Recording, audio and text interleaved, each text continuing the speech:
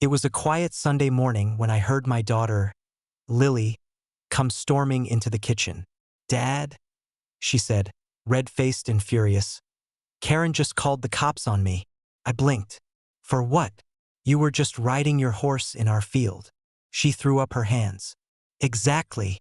She said I'm disturbing the peace and trespassing on our own ranch. Now, before we go further, you need to know we live on private property, hundreds of acres fenced and deeded under our family name since before the HOA even existed. But ever since they built that suburban development on the edge of my land, Karen had been on a one-woman crusade to civilize the countryside. And today she'd crossed a line. I walked out to the gate where 2 patrol cars sat, lights flashing.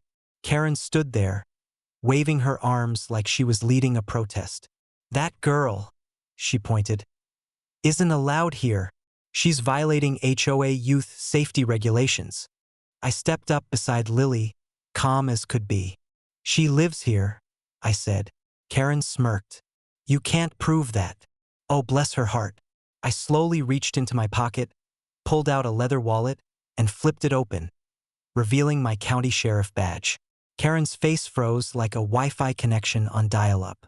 I said, "Ma'am, you've just called 911 on the sheriff's daughter, on the sheriff's property, for the sheriff's horse." The younger officer actually had to turn around to hide his laugh. The older one just sighed. "Karen," he said. "Again," she stammered. But the HOA rules." I cut her off. "HOA rules don't apply off your subdivision. And this land predates your HOA by 30 years.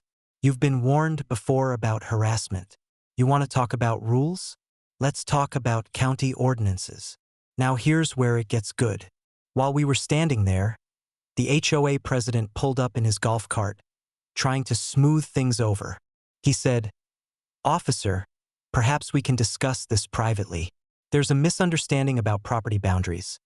"Funny you should mention that," I said, and pulled out a thick manila folder.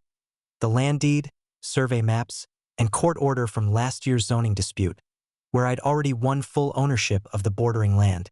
The officer looked at the papers, nodded, and said, "Looks like this HOA's been encroaching again." Karen's jaw dropped. "What? That can't be right." The other officer radioed in, and within minutes the county code enforcement team arrived, 3 trucks deep. Turns out the HOA had installed decorative fences, trash bins, and even a mailbox line on my side of the boundary. By 3 p.m., it wasn't Lily or our horses in trouble. It was the HOA itself. The inspectors cited them for multiple violations, ordered an immediate takedown of all encroaching structures, and froze their operating license pending review. Karen's HOA temporarily shut down. The members were furious. Karen tried to save face, blaming me, but every neighbor had seen the footage from my gate cameras, and no one sided with her. That evening, Lily and I rode our horses right past Karen's house.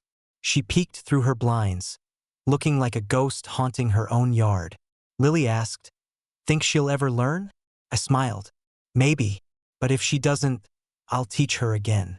I've got all the paperwork." A few days later, a letter arrived from the HOA attorney. It wasn't a complaint.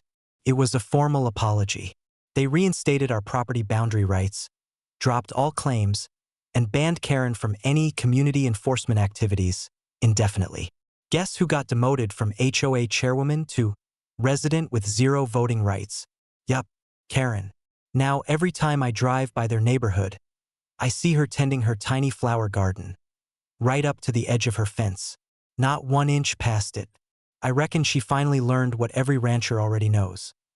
Never pick a fight with someone who owns the land, the badge, and the patience to let karma do the heavy lifting. Chief of Rice, police officer, male sign horse.